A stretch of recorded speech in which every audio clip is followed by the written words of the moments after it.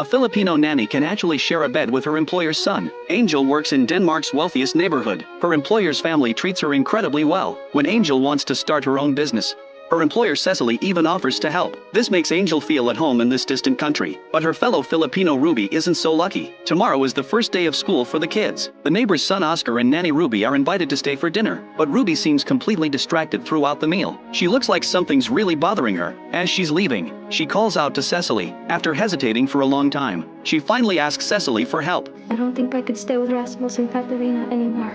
This leaves Cecily confused. Although she gets along well with her neighbors, she doesn't want to interfere in their family matters. You've always been so nice to me.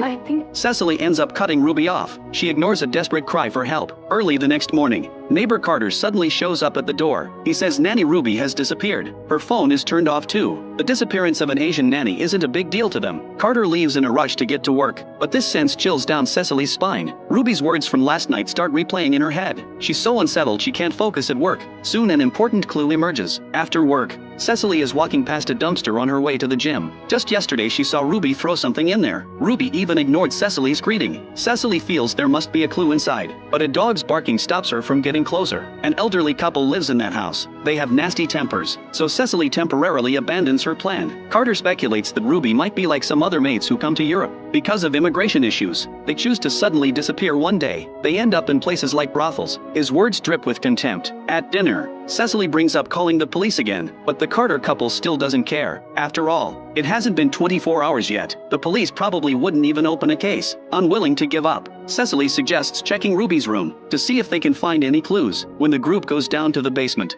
Ruby's room looks the same as always, except for a red slip dress that doesn't match her style at all. That's when Cecily discovers her passport. If she was planning to leave, she wouldn't leave her passport behind. This means Ruby might really be in danger. Cecily's husband and Carter's husband Lars are business partners. She tries to get information from him. He knows it's usually the host parents who people suspect in cases like this.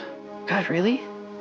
That doesn't strike you as odd? Cecily didn't originally suspect Lars, but after hearing what he has to say, her gut tells her Ruby's disappearance is connected to him, so she goes back to that dumpster. This time she actually finds a used pregnancy test, and Lars shows up behind her at the worst possible moment. Cecily hides the pregnancy test, and quickly makes an excuse to leave. Lars already has a history. His divorce from his first wife was because he slept with their nanny, so Cecily asks her husband to feel him out, but Mike flat out refuses. Accusations without evidence are the same as slander. Mike doesn't want to ruin his relationship with Lars. What they don't know is, all their actions have already been secretly recorded.